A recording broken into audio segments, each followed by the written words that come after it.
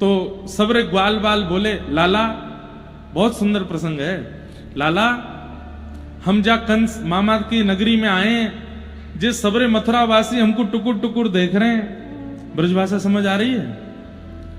जिस सबरे ब्रजवासी हमको देख रहे हैं, लाला हम तो उन्हीं लत्तान ने पहन के आए गए जिनते गैया चरावे जामे।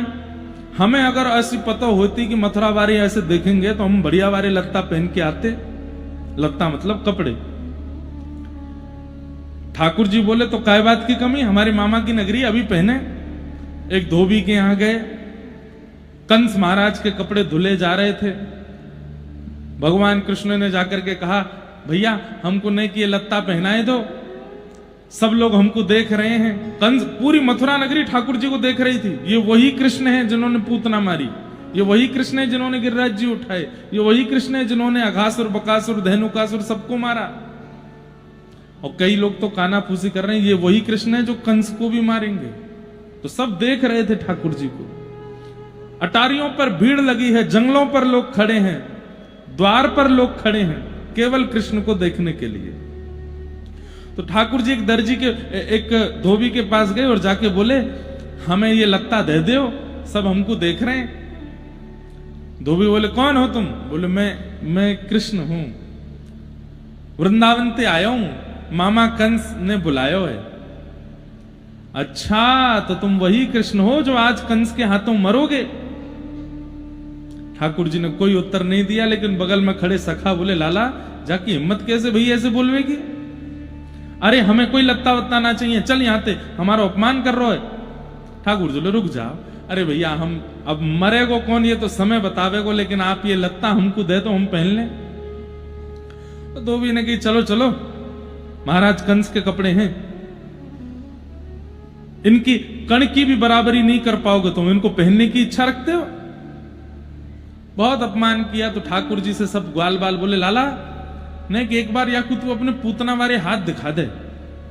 ठाकुर जी बोले, अभी दिखाऊं? धोबी को बोला, इधर आओ। नहीं, धोबी पास गया, ठाकुर जी ने एक हस्त प्रहार किया।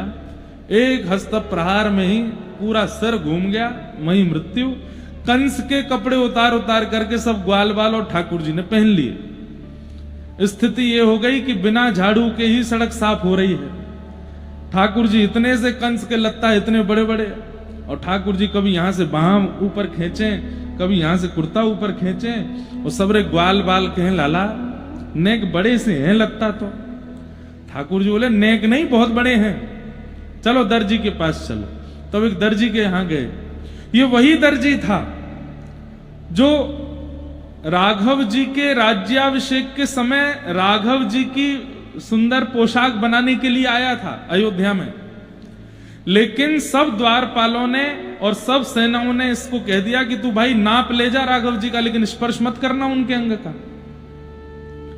इसने कहा, बिना स्पर्श के कैसे नाप लूंगा मैं? बोले, देखो रघुकुल कमल दिवाकर राम जी हमारे बड़े कोमल हैं, तू अपने हाथ से छुएगा तो उनको श्रम होगा, छूना नहीं। और दो तलवार वाले उसके गर्दन पर तलवार रख के उससे नाप लिबा रहे। वो दूर दूर से नाप ले रहा था और रोए जा रहा था। परमात्मा के इतने सन्मुख आकर के भी स्पर्श नहीं कर पा रहा। दूर से ही कमर का नाप लेवे, दूर से ही चरणों का नाप लेवे, गले का नाप। ठाकुर जी इतने भावुक हो गए। ठाकुर जी ने उसको कहा, सुन,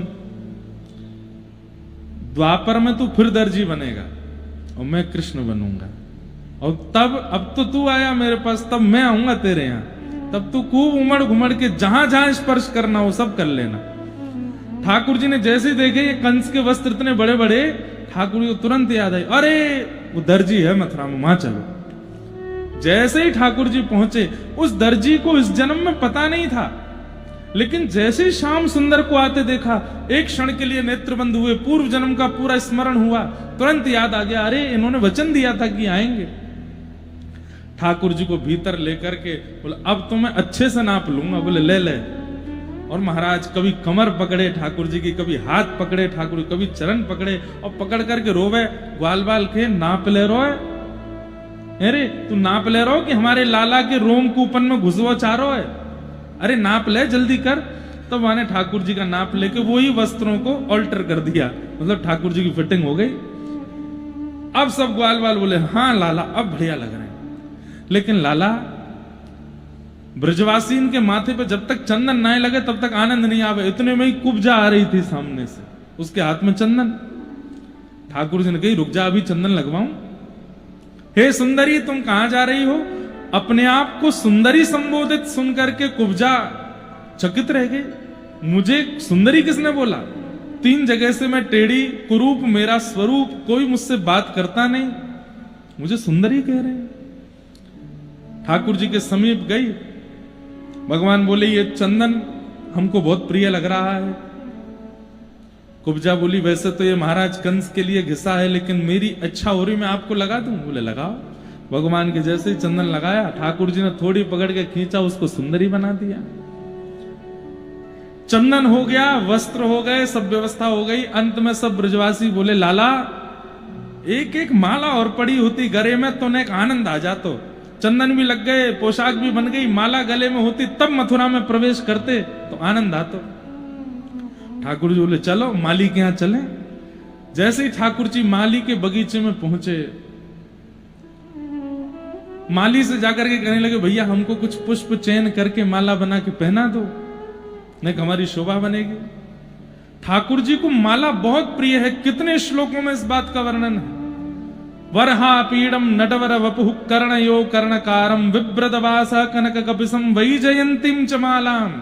रंध्रान वैजंती माला किसको कहते हैं? जिसमें अब जैसे ये अभी आप सब लोग हमको पहना रहे, इसमें गेंदे का पुष्प, भागवत जी पर जो अर्पित है इसमें गुलाब का और श्वेत पुष्प। वैजंती माला होती है जिसमें 5 प्रकार के पुष्प होते हैं, 5 पुष्प, पीले हैं, हरे हैं, लाल हैं और सब में सुगंधी है। और ऐसे नहीं कि बस भर दिए एक के ऊपर एक, उनकी सुंदरता ऐसी है कि बस ठाकुर जी प्रसन्न हो जाए उसको देख के। वही जयंतीम चमाला। तो ठाकुर जी ने जाके माली से कहा कि हमको माला पहनाओ। माली बोला सारे पुष्प कंस के सभा में सजावट में लग चुके हैं, अब बगीचे में कुछ नहीं बचा। तो भागवत जी में वर्णन आता है कि जब बगीचे के भीतर पौधों ने देखा कि श्याम सुंदर बाहर खड़े हैं और हमारा चयन करने के लिए आए हैं, और हम इतने दुर्भाग्यशाली कि हमने अपने ऊपर उत्पन्न हुए पुष्पों को कंस की सभा में भेज दिया, तो सारे पौधों ने मन में विचार किया कि हमारा जीवित रहना, हमारा पौधा बनना धिक्कार हो गया कि हम ठाकुर जी की सेवा नहीं कर पा रहे। तब उन सब ने ब्रह्मा जी से प्रार्थना की, हे विधाता, आपका नियम है कि महीना 2 महीना में हम पे पुष्प आता है, लेकिन आज सुबह ही हमारे पुष्प तोड़ लिए गए हैं कंस की सेवा के लिए, लेकिन हम तो वास्तव में पृथ्वी पर इनकी सेवा के लिए आए हैं। कृपा करके भले ही हमारे प्राण हरण कर लीजिए, लेकिन अभी इसी वक्त पुष्प प्रकट कर दो ताकि हम इनकी सेवा कर सकें। ब्रह्मा जी ने उन सब के भाव को पूर्ण किया, और सुबह जो पुष्प तोड़े जा चुके थे, पौधे सब खाली थे, लेकिन ब्रह्मा जी से प्रार्थना करने पर पौधों में फिर से पुष्प प्रकट हो गए। और बाहर खड़े खड़े ठाकुर जी माली से कह रहे हैं, भैया देख लो, एक आध फूल हो तो दे दो, कान पे लगा लेंगे हम। अरे हम कह रहे हैं ना भीतर पुष्प नहीं है। ठाकुर जी को इतने में सुगंध ही आई। ठाकुर जी बोले सुनो, देख लो बस एक बार। वो देख क्या लो, मैंने ही तोड़े। बोले देख लो ना, हमारी मान के एक बार देख तो लो। माली ने जाकर के जैसी बगीचे में देखा, आहा, जिन पुष्पों की आकृति सूक्ष्म होती थी, आज वे पुष्प भी इतने सुंदर सुंदर, विहद विहद, ऐसी अद्भुत सुगंधियों से पुनः प्रकट हो गए। माली सिर पकड़ के बैठ गया, मैंने सुबह ही सारे पुष्प तोड़े थे, ये कहां से आ गए सब? तब ठाकुर जी बोले, पुष्प पृथ्वी पर मानवों के लिए नहीं आता है, मेरे लिए आता है। ये मेरी सेवा के लिए ही प्रकट होता है। अब आप सुंदर माला चयन करके पहनाओ।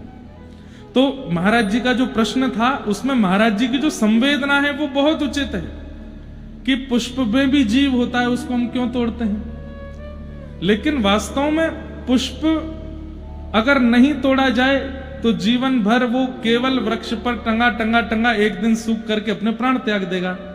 ये वैसा ही हो गया कि व्यक्ति केवल संसार में लगा रहा, लगे लगे लगे एक दिन अपने प्राण छक दिए। लेकिन जैसे गुरु एक बार जीवन में आकर के उस व्यक्ति को राघव जी की शरणागति करा देता है, ऐसे ही माली रूपी गुरु जाकर के पुष्प की माला बना करके जब राघव जी के चरणों में पहनाता है, तो उस पुष्प का जीवन भी धन्य हो जाता है। वह भी आनंदित हो जाता है कि चलो कृपा मुझ पर, जो मुझे ठाकुर जी के चरणों में अर्पित किया। एक बार हम बद्रीनाथ में कथा कर रहे थे, वहां मुझसे किसी ने कहा, महाराज जी गैयाओं का दूध हम लोग पी जाते हैं, जो बछड़ा बछियाओं का अधिकार होता है वो हम लोग पी जाते हैं, हम लोग घी बना लेते हैं, मक्खन बना लेते हैं, और कुंटलों कुंटलों घी मंदिर में लगा दिया जाता है, ठाकुर जी को इससे अच्छा नहीं लगता होगा। मैंने कहा ऐसा नहीं है, गैया मानवों के लिए आई ही नहीं थी पृथ्वी पर, वो ठाकुर जी के लिए आई थी, वो ठाकुर जी के लिए कामधेनु प्रकट हुई है। वो बात अलग है कि जब ठाकुर जी लीला पूरी करके गए तो सबको निधियां दे गए, उसमें एक गैया भी है कि भाई इनकी सेवा करो। और जब रत्न प्रकट हुए समुद्र मंथन में, उसमें 2 रत्न मानवों को प्राप्त हुए, शंख और कामधेनु गाय। वास्तव में कामधेनु है तो ठाकुर जी के लिए। तो ऐसे ही पुष्प भी जो हैं, ये हम आप सब लोग अपनी सेवा अपने भाव में प्रयोग करें, उसमें कहीं ना कहीं दोष है। पुष्प का प्रयोग तो ठाकुर जी की सेवा में ही होना चाहिए, ठाकुर जी की ही सेवा में होना चाहिए। अब तुलसी माला पहनते हैं कई लोग गले में, तुलसी जी को छीला जाता है, तुलसी जी को आकृति बनाई जाती है, फिर सुई में पिरोया जाता है, धागे में डाला जाता है, तब जाकर के व्यक्ति गले में पहनता है। अब देखा जाए तो हम कष्ट दे रहे हैं, लेकिन तुलसी जी का प्रादुर्भाव ही इसीलिए हुआ है कि वो मानव के तन से स्पर्श करके मानव को ठाकुर जी के योग्य बनावे। अब कई लोग हमसे कहते हैं, महाराज जी तुलसी हम पहनते हैं, लेकिन जब घर में प्याज बने तो उस समय उतार सकते हैं, प्याज खा लें फिर पहन लें। हमने कहा तुलसी पहनो ही मत फिर। क्यों? बेचारी तुलसी जी अपने पौधे रूप का त्याग करती हैं, अपने आप को छिलवाती हैं, इतना सब कुछ करके तुम्हारे कंठ पर विराज के तुम्हारा कल्याण करने आई हैं, फिर भी प्याज उससे ज्यादा हो गई, फिर भी बाकी की सामग्री उनसे ज्यादा हो गई कि आप उनको पाने के लिए तुलसी जी का त्याग कर देते हो। या तो तुलसी पहनिए ही मत, और पहन रहे हैं तो अपने भोजन को बहुत शुद्ध कर लीजिए, और धीरे धीरे फिर संग भी सुधार लीजिए। क्या तुलसी जी गले में है, हम ऐसी जगह ना जाएं, ऐसे व्यक्ति से ना मिलें, ऐसा कुछ ना खाएं पिएं जिससे उनको उनकी मर्यादा भंग हो। तो आपकी भावना, आपको हम प्रणाम करते हैं। कल भी कई सारे प्रश्न आए, उसमें मैं तो भूल और गया कौन सा वाला बताना था।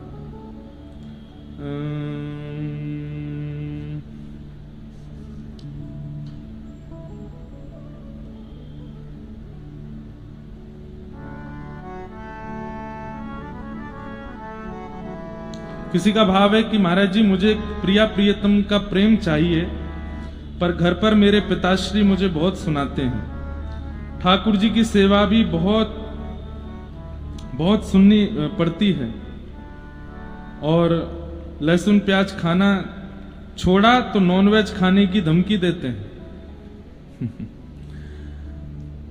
आपके वैसे तो बोलना नहीं चाहिए हमें, हम पिताजी को कुछ नहीं बोलेंगे, पर आपको बोल देते हैं, इसी से आप समझ जाना कि आप प्रहलाद हो। और श्री प्रहलाद जी महाराज विपरीत पिता, विपरीत परिवार, विपरीत सब स्थिति में रहते हैं। पिता राक्षस, चाचा राक्षस, पूरा परिवार राक्षस है पिता प्रहलाद जी महाराज का, लेकिन अपने चित्त में प्रिया प्रियतम का त्याग नहीं किया, ठाकुर जी को भजना नहीं छोड़ा। कितनों ने समझाया, अरे संडमर्क गुरुजी, शुक्राचार्य जी जिसको बैठ करके समझा रहे हो वो नहीं समझेगा। हमारे जैसा कोई बालक अगर प्रहलाद जी की जगह होता, हम तो 2 मिनट में उनकी बात मान करके सब छोड़ देते। लेकिन प्रहलाद जी ने सबको एक समय पर ऐसा आश्वासन कर दिया, ठीक है आप जो कहेंगे मैं करूंगा, लेकिन चित्त से ठाकुर जी को भजना नहीं छोड़ा, चित्त से ठाकुर जी का त्याग नहीं किया। तो भैया 2 ही रास्ते हैं आपके पास, या तो प्रहलाद जी जैसे बोल्ड हो जाओ, पिताजी से कह लो पिताजी आपको जो खाना है खाइए, घर में जो करना है करिए, हमसे मत कहिए करने को। हम ये नहीं कर सकते, हमसे नहीं हो पाएगा। जिस प्रकार कोई माता पिता विष खाने को थोड़ी देंगे अपने पुत्र को, व्यसन करने को थोड़ी देंगे। आप कह दो ये विष के समान है, आपने खिलाया तो मेरे प्राण चले जाएंगे, मत करिए ऐसा। हम कुछ नहीं कहेंगे, जो आप करेंगे सब आज्ञा आपकी मानने को तैयार है, पर खान पान में हमको कुछ मत करो। रही बात प्रिया प्रियतम की सेवा की, तो हम अंतर्निष्ठ भक्त हो जाएंगे, प्रत्यक्ष सेवा नहीं करेंगे, मन मन में कर लेंगे, लेकिन ये खाएंगे पिएंगे नहीं। ऐसी बात कर लो। अभी आप लोग हमारे साथ रहने लगेंगे तो आपको पता चलेगा कैसे कैसे लोग मिलते हैं जीवन में। एक पिताजी, एक बेटा, एक बालक आया हमारी कथा में, वो शिष्य भी है मेरा। उसने मुझे बताया, बोले महाराज जी मेरे पिताजी को इतना बुरा लगता था कि मैं कथा सुनता था, तो मैंने रात्रि छुप छुप के सुनना शुरू किया। मैं पढ़ने में अच्छा हूं, मैं सब कुछ अच्छा करता हूं, लेकिन मेरे पिताजी को केवल भगवान से बैर है और मैं परम भक्त हो गया हूं परिवार में। मैंने कहा फिर? बोले कथा सुनता था इसके लिए मुझे खूब सुनना पड़ता, वृंदावन जा गया तो मुझे पिटाई भी हुई, और मैं जिस दिन दीक्षा लेकर के वापस गया तो मैंने माता पिता को बताया, पिताजी इतने नाराज हुए, इतने गुस्सा हुए, बोले तू संत बन जाएगा, बाबा जी बन जाएगा, महात्मा बन जाएगा। मैंने कहा ऐसा कुछ नहीं है, मैंने बस दीक्षा ली है, मैं कर्म करूंगा, ठाकुर जी को स्मरण करते हुए करूंगा, और जब अपने कर्म से निवृत्त हो जाऊंगा तब वृंदावन जाके रहने लगूंगा।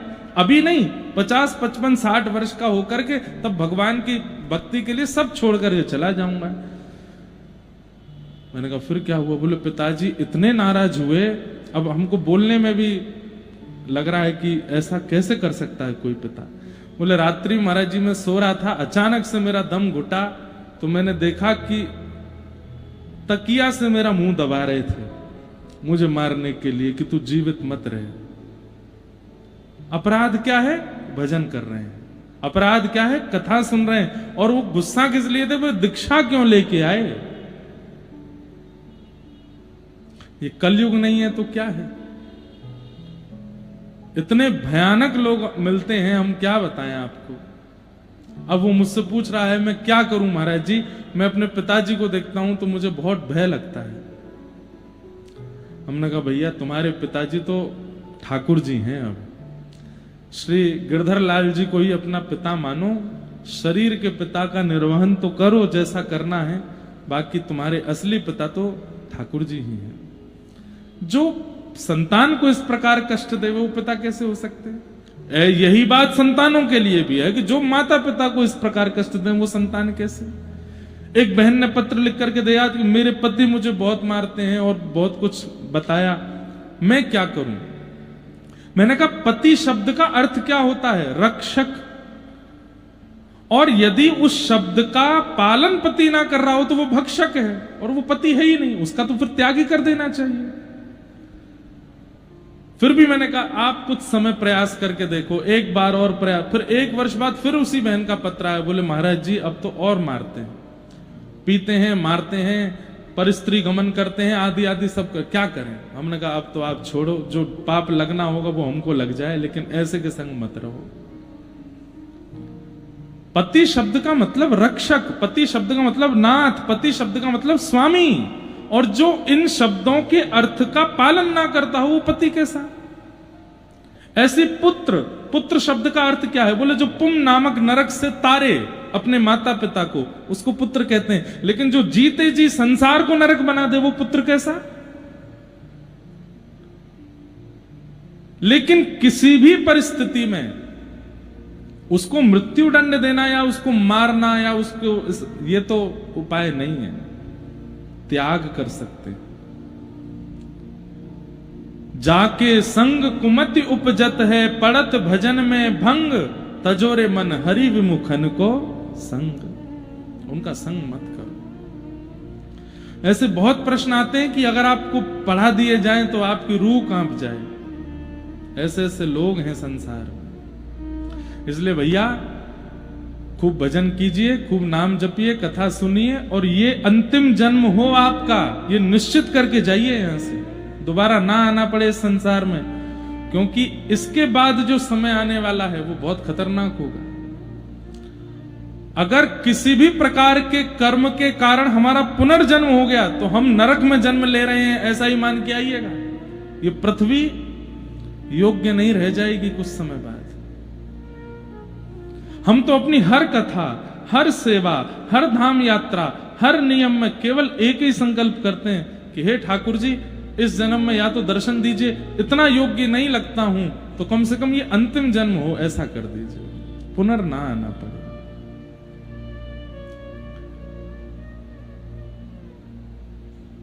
वैसे तो हमारी वृंदावन रीति कुछ और कहती है। वृंदावन को भजने वाला, वृंदावन में जन्म लेने वाला, वृंदावन में मृत्यु को प्राप्त करने वाला, दिन रात वृंदावन का गुण गाने वाला, वह वैकुंठ नहीं जाता, वो स्वर्ग नहीं जाता, वो गोलोक नहीं जाता, वो पुनः वृंदावन में ही जन्म लेता है। लेकिन प्रकट रूप में वृंदावन में नहीं, अप्रकट वृंदावन एक और है। एक अप्रकट वृंदावन है जिसको निज वृंदावन कहते हैं, वो वहां जन्म लेता है। वहां प्रिया प्रियतम प्रत्यक्ष लीला करते हैं। स्वामी श्री हरदास जी महाराज, मीराबाई, श्री उद्धव जी महाराज, श्री सूरदास जी महाराज, ये सब उस निज वृंदावन में प्रकट रूप से विद्यमान है। और वहां ठाकुर जी की प्रिया प्रीतम की नित्य लीला। तो हम कहते हैं जन्म देना नहीं, देना हो तो निज वृंदावन में दे देना, इस संसार में नहीं। यहां से तो हम जितना जल्दी निकल सकें अच्छा। भैया आप अपने जीवन में सुई भर का काम कर दीजिए, उस सुई को मूसल बनाने का काम दुनिया कर देगी। इतना खतरनाक है ये संसार। इसलिए भैया बस ठाकुर जी का भजन करो। सब प्रश्न हैं, बहुत कुछ संसार में चल रहा है, सबको प्रणाम करो। आपका उद्देश्य क्या है? इसकी बात से मुझे बुरा लग गया, इसने मुझे बुरा कह दिया, इसने मेरा अपमान कर दिया, ये मेरे से पीछे पड़ा है, इसने मेरे पर मुकदमा कर दिया, ये आपका उद्देश्य नहीं है कि उनसे उलझो। आपका उद्देश्य है श्री राघव जी ठाकुर जी आपको मिले, करने दो जो कर रहे हैं, आप तो अपने उद्देश्य को रखो। हम बैठे हैं यहां पर, सम्मान मिलता है, अपमान भी बहुत मिलता है, लेकिन ध्यान नहीं देते। करना क्या है उस, वो उद्देश्य ही नहीं है मेरा, उसके लिए थोड़ी आया हूं मैं। व्यास मंच मिला है, बोलने को गला मिला है, गाने को स्वर मिला है, उससे मैं ठाकुर जी की सेवा करूं ना। उनका काम है वो बोलते रहें, मेरा वो उद्देश्य नहीं कि मैं उनको उत्तर देने जाऊं या उनके कहे गए शब्दों से बुरा मानूं। नहीं, ठाकुर जी की सेवा करनी है, उसके लिए आए हैं। अपना उद्देश्य करके चलो, काम करते चलो, नाम रटते चलो, हर समय कृष्ण का ध्यान धरते चलो, मुरली वाले को मन से रिझाते चलो, कृष्ण गोविंद गोपाल गाते चलो।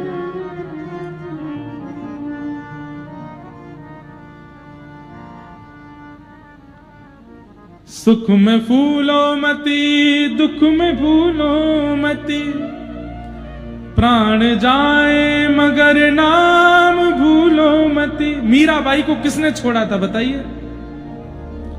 नृत्य कर रही थी ठाकुर जी के आंगन में, और लोग बाग, अरे नाचने वाली आ गई, इसका काम क्या है? अरे ये तो ऐसी है, ये तो वैसी है, क्या क्या नहीं बोल देते थे मीराबाई को। अपने घर की बेटियों को दूर कर देते, इसको मत देखना, इसकी छाया पड़ गई तो इसके जैसे नाचने गाने लग जाओगे तुम भी मंदिरों में जाके।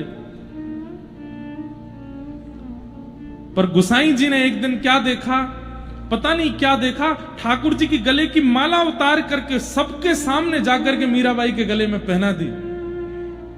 कहने वाले लोगों ने गुसाई जी को पकड़ लिया, आप कैसे कर सकते हैं? ठाकुर जी के गले की माला उतार के आपने ये नाचने वाली के गले में डाल दिया। बोले तुमको नाचने वाली दिख रही है, तुमको गाने वाली दिख रही है, क्योंकि तुम्हारी बुद्धि में वही है। लेकिन मैंने क्या देखा, जब मीरा नाच रही थी तब सामने खड़े श्याम सुंदर के दो दांत दिखाई दे रहे थे, वो हंस रहे थे, वो प्रसन्न हो रहे थे, उनको सुख दे रही थी। वो तुम्हारे लिए करती ही नहीं है, वो ठाकुर जी के लिए करती है। इसलिए संसार पर ध्यान मत दीजिए, ये तो हर दिन और बदतर होता जाएगा। आप केवल अपने उद्देश्य को स्पष्ट करते हुए उस पर चलिए।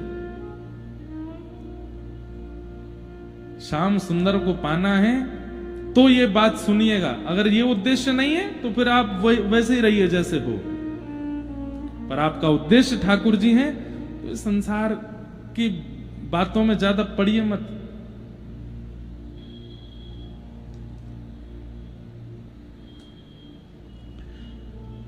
तो सब भाव आए हैं, सबको हम प्रणाम करते हैं। आज की कथा में प्रवेश करते हैं। कल हम लोगों ने भागवत जी के मंगलाचरण और सूत जी महाराज के प्रारंभिक सत्र को सुना। सूत जी महाराज ने भागवत जी की रचना वेदव्यास जी ने क्यों की, इसका प्रसंग सुनाया। एक बार की बात है, बद्रिक आश्रम में श्री वेदव्यास जी महाराज बड़े चिंतित बैठे थे। बहुत ध्यान से सुनिएगा। और तभी वहां नारद जी का आगमन हुआ। नारद जी महाराज ने आकर के वेदव्यास जी के मुखमंडल की मलिनता को देख करके पूछा, हे व्यास जी, इतने दुखी क्यों हैं आप, क्या बात है? तो व्यास जी ने कहा, मैंने इतने सारे वेद लिख दिए, इतने सारे पुराण लिख दिए, लेकिन मेरे मन को पता नहीं क्यों संतुष्टि नहीं हो रही है, शांति नहीं मिल रही है। अपनी रचना से मैं ऐसा, मेरे को प्रसन्नता नहीं हो रही, मुझे लग रहा है कुछ रह गया है। तब नारद जी हंस करके बोले, मैं बताऊं क्या रहा? बोले बताइए। तो भवतानुदित प्रायम यशो भगवतो मलम ये नैवासौ न तुष्येत मन्ये तव दर्शनम मन्ये तद्दर्शनम खिलम। नारद जी महाराज कहते हैं कि नाथ, आपने जितने भी ग्रंथ लिखे हैं, जितने भी पुराण लिखे हैं, जितनी भी रचनाएं आपने की हैं, उन सब में घुमा फिरा करके चार ही बातें लिखी हैं आपने, धर्म, अर्थ, काम और मोक्ष। बहुत ध्यान से सुनिएगा सब लोग। हम आप सब लोगों का जीवन चार क्रियाओं में ही रहता है, धर्म, अर्थ, काम और मोक्ष। सुबह उठते ही अधिकतर लोग क्या करते हैं? स्नान करते हैं। स्नान करना धर्म है। बाल भोग करते हैं, वह भी धर्म है। मंदिर ही जाना धर्म नहीं कहलाता है। अपने अब सुबह होते ही उठना, यह भी धर्म है। कई लोग सुबह उठते भी नहीं है, वो अधर्म ही है एक प्रकार का। कई लोग नहाते नहीं है। एक बार पिताजी की कथा कहीं विदेश में थी, तो एक युवा लड़की थी, उसने कहा, महाराज जी सुबह आपको वहां जाना है प्रवचन करने, मेरा तो ऑफिस है, मैं तो नहीं जा पाऊंगी, पर मैं आपको वहां ड्रॉप कर दूंगी। पिताजी बोले ठीक है। सुबह जल्दी जल्दी 7 बजे करीब दोनों बैठे गाड़ी में। तो पिताजी बोले, बेटा मैं 5 बजे उठ गया था। तब मैंने पूछा कि तुम उठ गई? तो बोले नहीं उठी। फिर मैंने 6 बजे पूछा कि उठ गई? बोले नहीं उठी। मैं 6:30 बजे पूछा कि उठ गई? बोले नहीं उठी। फिर मैं 6:45 बजे जब बाहर आया तो तुम मुझे तैयार मिली।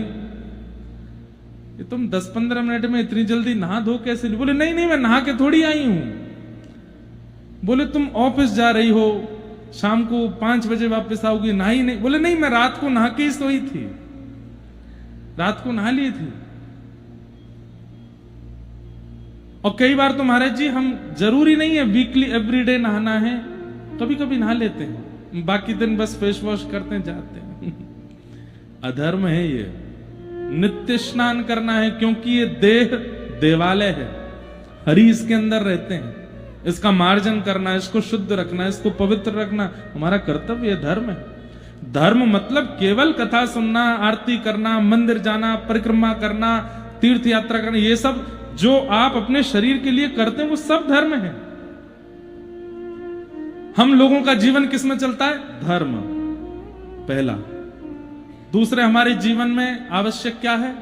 अर्थ। इसके बिना काम नहीं चलता, सबको चाहिए। छोटे से छोटा, बड़े से बड़ा, ऐसा कोई होए है ही नहीं जो इसके बिना जी रहा हो, सबको चाहिए। कई लोग धन स्पर्श नहीं करते। महाराज जी आप धन नहीं छूते ना, धर दो चिमटा से उठा के धर लेंगे, हाथ नहीं छुआएंगे। धर्म, अर्थ। और दूसरा है काम। काम का मतलब केवल काम स्वरूप नहीं है, काम का मतलब कामना सबकी होती है। ऐसा कोई नहीं है संसार में जिसकी कोई कामना ना हो।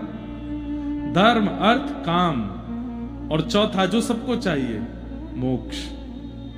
चाहे दुनिया मर के पाप कर लिए हों, लेकिन चाहिए मोक्ष। और इसका प्रमाण गंगा दशहरा के दिन देख लो, हर की पौड़ी पे कितने लोग नहाने जाते हैं। क्यों? आज के दिन नहाने से पाप निकल जाएंगे सबरे, अब तक जितने किए सब खत्म। क्यों? मोक्ष मिलेगा। मोक्ष की कामना सबको है। हे वेदव्यास जी, आपने इन 4 बातों को ही बताया है। धर्म कैसे सुधारा जाए, अर्थ कैसे किया जाए, कामना शुद्ध कैसे की जाए, मोक्ष की प्राप्ति कैसे हो। आपने सारे ग्रंथों में यही लिखा है, बस किसी में ज्यादा किसी में कम, यही है और कुछ नहीं। तो वेदव्यास जी बोले इसके अलावा और किस बात का प्रतिपादन करना चाहिए? बोले पंचम धर्म। बोले 5वां धर्म क्या है? प्रेम। आपने उसका वर्णन नहीं किया।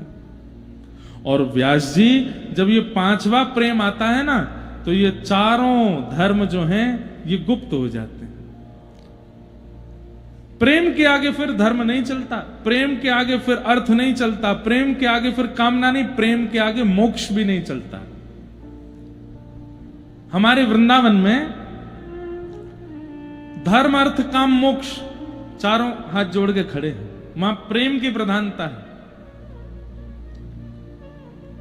दुनिया के किसी भी मंदिर की मंगला आरती 5 बजे 6 बजे हो जाती है, 4 बजे होती है। अरे बद्रीनाथ में 3:30 बजे हो जाती है। ब्रह्म मुहूर्त में मंगला आरती होनी चाहिए, और ब्रह्म मुहूर्त 2:45 बजे से लेकर के लगभग जब तक सूर्य की प्रथम किरण नहीं आती तब तक ब्रह्म मुहूर्त रहता है। इसी में ही मंगला आरती पूरी दुनिया में होती है। हमारे वृंदावन में बिहारी जी की 8 बजे होती है। क्यों? छोटो लाला है, जल्दी ना उठेगो, धीमे धीमे उठेगो। धीमे धीमे उठते। घंटी नहीं बजाई जाती आरती में। क्यों? पूरी दुनिया में गरुण विराजमान, घंटी के बिना आरती नहीं होती। बिहारी जी में घंटी नहीं बजती। क्यों? छोटो लाला है, डर जाए वो घंटी बजाएंगे तो। कहां गया धर्म? बोले प्रेम में विलीन हो गया। यशोदा में अब अंदर की बात सुनो। जगन्नाथ भगवान, ये विशाल विग्रह श्री जगन्नाथ जी का स्नान कैसे करते हैं? जगन्नाथ जी के आगे एक शीशा रख दिया जाता है। उस शीशे में जगन्नाथ जी का प्रतिबिंब आ जाता है। उस शीशे पे ही जल डालते हैं पुजारी। जय जगन्नाथ, हो गए स्नान। साल में एक बार स्नान करते हैं, स्नान पूर्णिमा के दिन, और उस दिन स्नान करके बीमार हो जाते हैं। कहां गया धर्म? प्रेम में विलीन हो गया। प्रेम में विलीन हो गया। ऐसे ही अर्थ, ऐसे ही काम और ऐसे ही मोक्ष, जहां प्रेम की प्रधानता आ जाती है वहां पर इन सब का। हमारे कुम्मन दास जी महाराज व्रजमंडल में जन्मे भगवान के 8 सखाओं में से एक सखा श्री कुम्मन दास जी, राजा अपनी संपूर्ण संपत्ति उनको दान करने के लिए आया, लेकिन जिस समय आया था उस समय कुम्मन दास जी की गोद में ठाकुर जी बैठे खेल रहे थे, और कुम्मन दास जी की ठोड़ी पकड़ करके ऐसे ऐसे कर रहे थे। कुम्मन दास जी की झोंपड़ी ऐसी थी कि बारिश होती थी तो कमर कमर तक पानी भर जाता था। और कुम्मन दास जी के विषय में आता है कि श्री कुम्मन दास जी के घर में देखने के लिए शीशा नहीं था। तिलक स्वरूप कैसे करते थे? ठाकुर जी सामने खड़े होके बताते, हाँ कुम्मना यहां धल ले, अब खींच ले ऊपर, हाँ नीचे तो गोली कर ले, यहां खींच ले, लग गो तिलक है गो, बहुत बढ़िया। आरसी नहीं है, या तो जल में अपना मुख देख करके श्री लगाते हैं या ठाकुर जी उनकी श्री लगवाते हैं। ऐसी परिस्थिति कुम्मन दास जी के घर की। तब फतेहपुर सीकर का राजा अपनी सारी संपत्ति उनको दान करने के लिए आया। जैसे ही राजा ने कक्ष में प्रवेश किया, गोद में बैठे ठाकुर जी अंतर ध्यान हो गए। हे महाराज, आप कुम्मन दास जी हैं, मैं अपनी संपत्ति लेकर के आया हूं, आपके चरणों में अर्पित करना चाहता हूं। कुम्मन दास जी यहां रो रहे हैं, ढूंढ रहे हैं, लाला तू कहां चलोगे? अरे कछु तो कह रहे हो, पता ना कहां चलोगे हो। कभी यहां ढूंढे, वहां ढूंढे, सब जगह ढूंढे, ठाकुर जी नहीं मिले। ढूंढते ढूंढते रोते रोते, तू कौन है भैया, कहां से आयो? मैं उस जगह का राजा हूं, अपनी संपत्ति ले, भैया लाओ तिजोरियां भीतर धरो। कुम्मन दास जी चरणों में गिर गए, बोले तेरे हाथ जोड़ूं, पांव पूजूं, अब ही लौट जाए यहां से, और ये सब ले जा अपने संग। परिवार के लोग इकट्ठे हो गए, कुमनदास जी हमको आवश्यकता है धन की, हमारे यहां भोजन नहीं बन पाता, हमारे यहां ये व्यवस्था नहीं है, वो कोई दे रहा है तो ले लीजिए ना। बोले मुझे ना चाहिए, जाके आवे थे श्याम सुंदर चले गए, बाकी सामग्री अगर धर लूंगा तो श्याम सुंदर हमेशा के काजे चले जाएंगे, मुझको नहीं चाहिए। प्रेम में अर्थ की भी इच्छा नहीं होती। अरे सुदामा जी महाराज, अर्थ की इच्छा है नहीं, एक दिन भोजन नहीं करते, 2 दिन 3 दिन नहीं करते, तो रो करके कभी कभी सुदामा जी की पत्नी कहती है, कैसे द्वारिकाधीश के मित्र हो आप? अरे इतना बुरा जीवन तो किसी का नहीं होगा, 4-4 5-5 दिन भूखा रहना पड़ता है हमें। अरे आज तो कहीं से अन्न मांग लाओ। तो सुदामा जी कहते, आज एकादशी है, 5 दिन से भोजन पाया नहीं और आज एकादशी, आज भी मत करो। पत्नी क्रोध में भर जाती, पता नहीं कहां से मेरा ब्याह ऐसे हो गया, आप कैसा भाव रखते हैं, और ठाकुर जी की क्या कृपा है? कोई कृपा नहीं, हम पर कोई कृपा नहीं। सुदामा जी बोले, देवी शास्त्र आज्ञा करते हैं, जिस दिन व्यक्ति एकादशी करता है, अन्न सेवन नहीं करता, अन्य दिन तो वो ठाकुर जी को याद करता है, पर जिस दिन वो अन्न सेवन नहीं करता, ठाकुर जी उसको याद करते हैं। पर दुनिया के लोग महीने में 2 ही बार व्रत रखते हैं, मैं और तू कितने भाग्यशाली हैं। हफ्ते हफ्ते हमारा व्रत होता है, मतलब ठाकुर जी हमको रोज याद करते हैं। अरे आनंद मना, सुख मना। सिर पर हाथ धर के बैठ जाती, कैसे हैं आप? क्यों?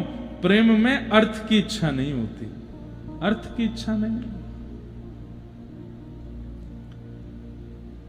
प्रेम में कोई कामना नहीं होती। आहा, व्रज की गोपियां जब श्री कृष्ण सामने खड़े थे, शरद पूर्णिमा की रात्रि थी, और कन्हैया कह रहे हैं कि तुम गोपियां सब वापस लौट जाओ अपने घर को, तब गोपियां वहां कहती हैं, मैवं विभोर हति भवान गदितुम नृशंसम संतज सर्व विषयांस्तव पादमूलम भक्ता भज सदुर्वग्रहमात्यजास्मा देवो यथादि पुरुषो भजते मुमुक्षु। गोपियां कहती हैं, हे श्याम सुंदर, हम आधी रात में आपसे मिलने के लिए आई हैं, कहीं हमको देख करके आपके मन में यह तो नहीं आ रहा कि जैसे एक कामजन्य स्त्री किसी पुरुष की इच्छा रखती, कहीं हमारी ऐसी इच्छा तो नहीं?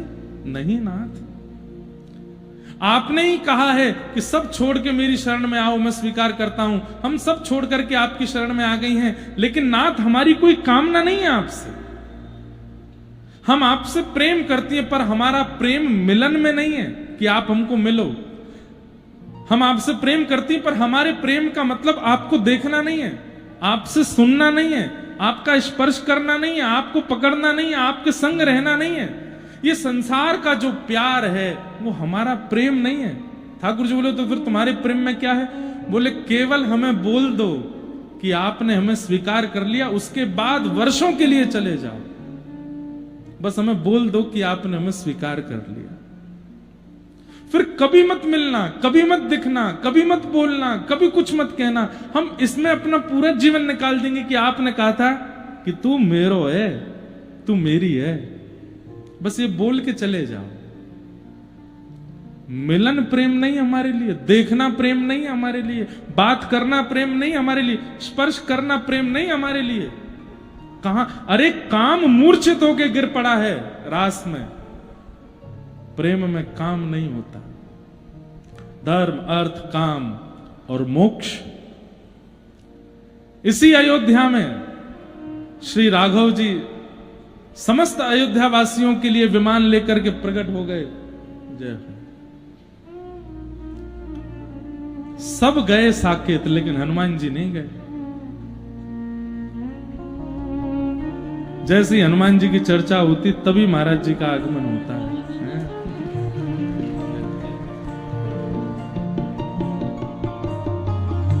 श्री राम जय राम जय जय राम, श्री राम जय,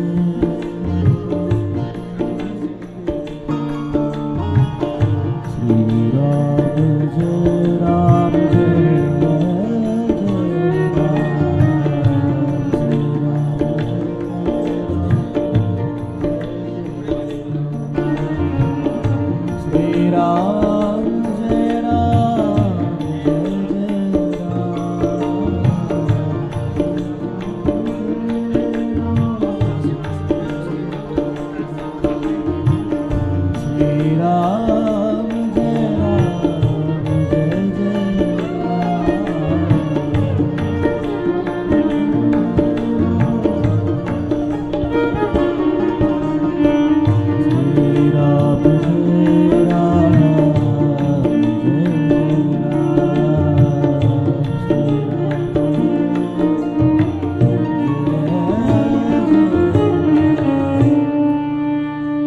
बड़ी कृपा हमारे हनुमानगढ़ी के पूज्य महंत श्री राजूदास जी महाराज तो कृपा बनाए हुए हैं।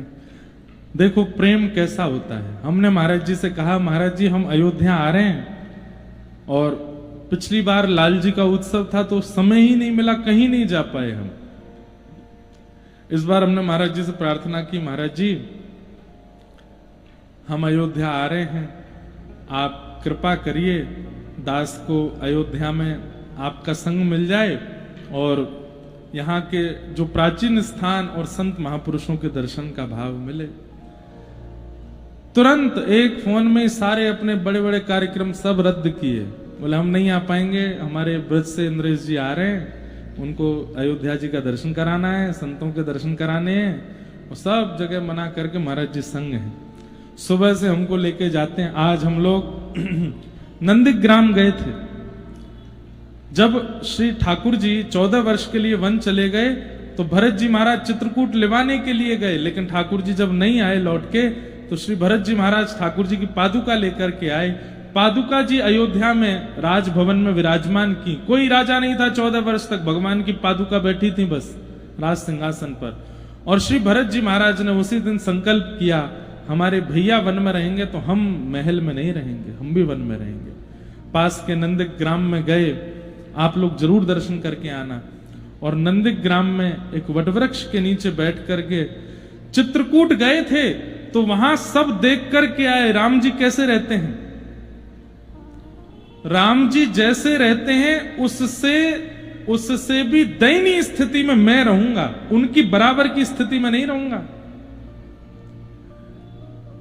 राम जी घास फूस पर सोते हैं, मैं नहीं सोऊंगा, गड्ढा करके नीचे उस पर कुशा बिछा उस पर लेटते। बोले उनके समान आसन पर मैं नहीं बैठूंगा। 14 वर्ष वो जितनी कठिनाई करेंगे उससे कड़ी कठिनाई में मैं रहूंगा। राम जी कंदमूल फल खाते हैं, मैं पत्र खा करके रहूंगा। भैया वनवास राम जी का सबने सुना, पर हम आज वहां वचन देकर के आए हैं कि एक बार 4 दिन की भरत चरित्र की कथा वहीं सुनाएंगे नंदीग्राम में। और श्री भरत जी महाराज ने कैसा तप किया। वहां एक वट वृक्ष है, वृक्ष भीतर का पूरा खराब हो गया है, तो बाहर से एक और वृक्ष प्रकट हो गया अपने आप ही, और भीतर के खराब वृक्ष को ऐसे लिपेट करके ऊपर तक हरा भरा कर दिया है। सारी जितनी भी डालें आप देखेंगे सब आपस में ऐसे मिल रही है, मानो राम भरत जैसा, क्योंकि मिलन की ही प्रतीक्षा रही ना। मेरे राम जी आएंगे मैं ऐसे हृदय से लगाऊंगा, मेरे राम जी आएंगे मैं ऐसे चरण पकड़ूंगा। इतना मिलन का भाव वहां रखा गया कि वहां का वृक्ष की डालें भी सब आपस में एक दूसरे से मिल रही हैं। कहते हैं कि वट वृक्ष की जितनी भी डालें होती हैं प्राचीन, वो सब जमीन पर आती हैं, पर वहां की एक भी डाल जमीन पर नहीं आती। आने का प्रयास करते हैं तो वो जल करके भस्म हो जाते हैं। ऐसे सुंदर सुंदर वहां दर्शन करके आए। हनुमान जी महाराज जब संजीवनी लेकर के जा रहे थे दक्षिण की ओर, भरत जी ने देखते रहते थे कि दक्षिण की ओर कोई राक्षस आदि कोई प्रस्थान ना करे, हमारे भैया वहां हैं। हनुमान जी को जाते देखा तो उनको संशय हुआ, पता नहीं कौन है, इतना बड़ा पर्वत ले जाके कहीं फेंक ना दे सेना पर। बाण चला दिया। हनुमान जी महाराज जब गिरे तो जिस पर्वत को लेके जा रहे उसकी कुछ हिस्से वहां गिरे, एक हिस्से में हनुमान जी की आकृति बनी, वो हनुमान जी भी वहां विराज रहे। बहुत सुंदर, हमको तो इतना अच्छा लगा वहां बैठ करके। वहां तीर्थों का जल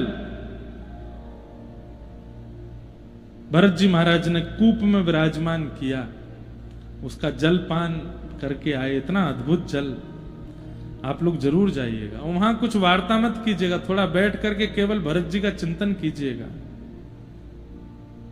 कैसा भरत जी का, अगर अवसर मिला बीच कथा में, क्योंकि वो चरित्र बहुत बहुत करुण प्रसंग है श्री भरत जी का।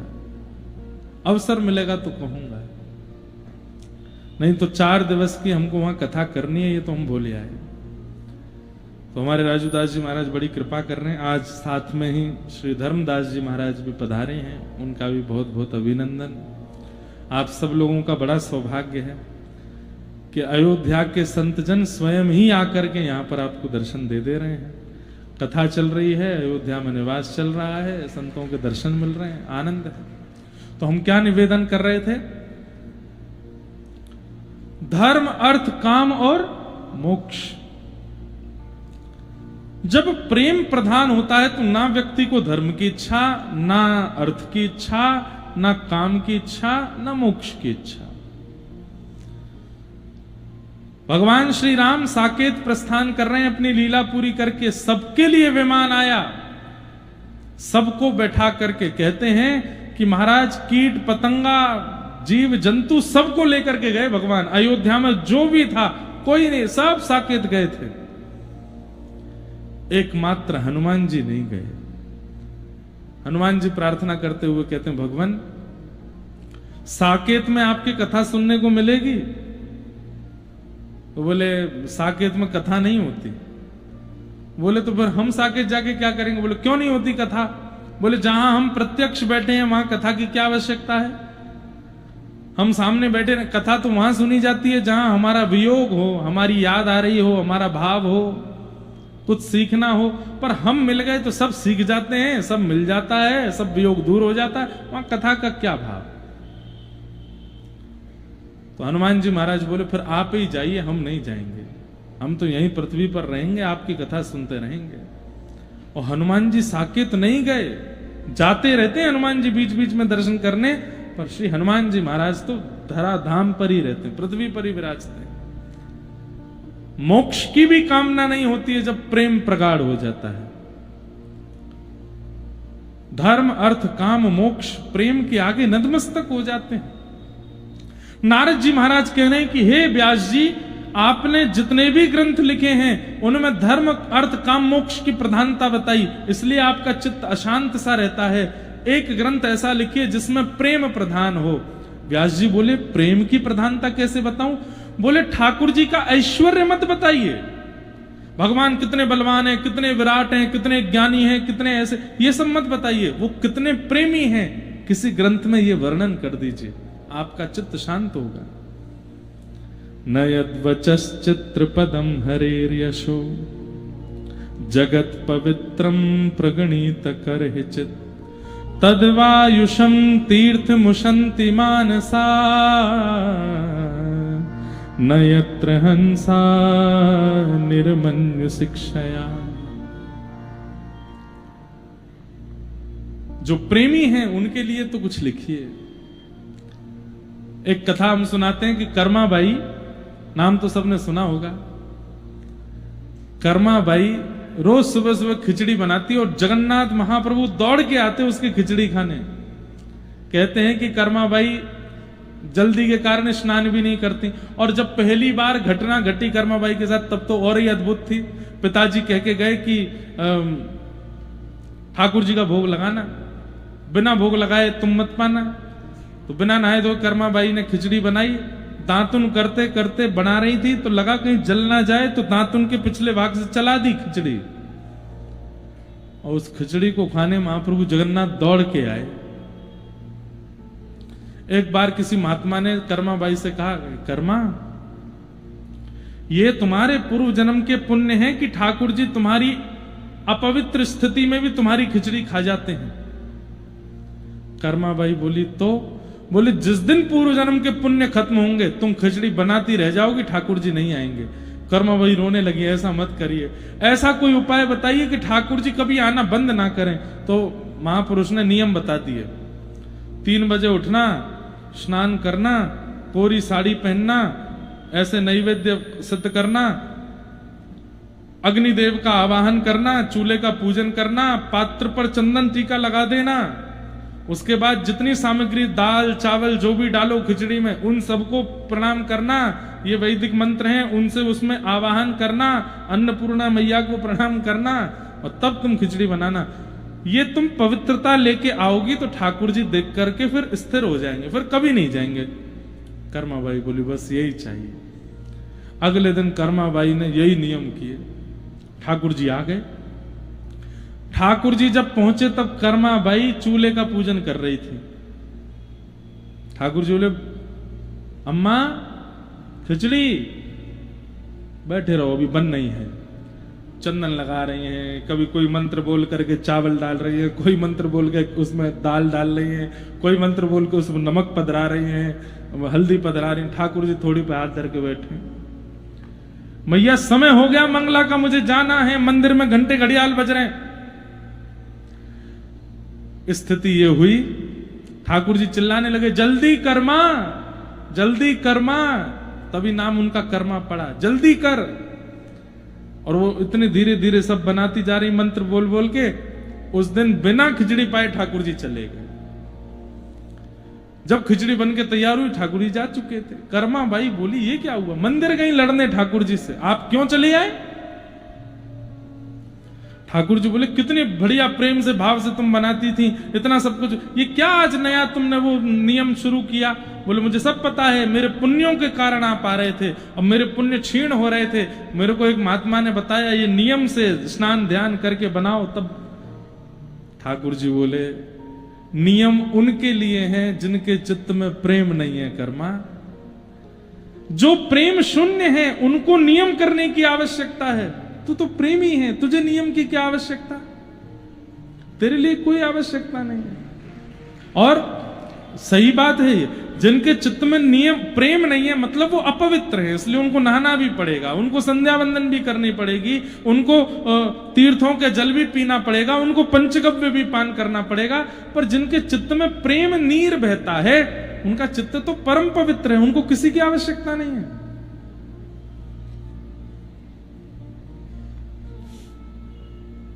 मधुमंगल श्री दामाद जिनके मुंह पे लगी हुई कढ़ी ठाकुर जी जीभ से चाट जाते हैं, क्या करते थे वे? कुछ नहीं, केवल प्रेमी थे। प्रेम से पवित्र संसार में कुछ नहीं है। और दुर्भाग्य की बात है आज प्रतिशत भर भी प्रेम किसी के चित्त में नहीं है। सब स्वार्थी हैं, स्वार्थ लाग करहि सब प्रीति। बस ये प्रेम हमारे चित्त में आ जाए इन कथाओं से, तब ठाकुर जी प्राप्त हो जाए। क्योंकि साधन हम इतने नहीं कर पाएंगे जितने सतयुग के लोगों ने किए, त्रेता के लोगों ने किए, द्वापर के लोगों ने किए। कलयुग में तो केवल प्रेम ही है जिससे ठाकुर जी मिलेंगे। तो नारद जी महाराज ने वेदव्यास जी को समझाया कि ऐसा कोई ग्रंथ लिखिए जिसमें प्रेम प्रधान हो। भगवत तत्व की प्रधानता तो बहुत देखी लोगों ने, ठाकुर जी विराट हैं, ठाकुर जी ऐसे हैं, ठाकुर जी पराक्रमी, वो जगत नियंता जगदाधार, पर वो प्रेमी कैसे हैं? कहीं पर ये भी तो वर्णन करो, उनके प्रेम का वर्णन करो।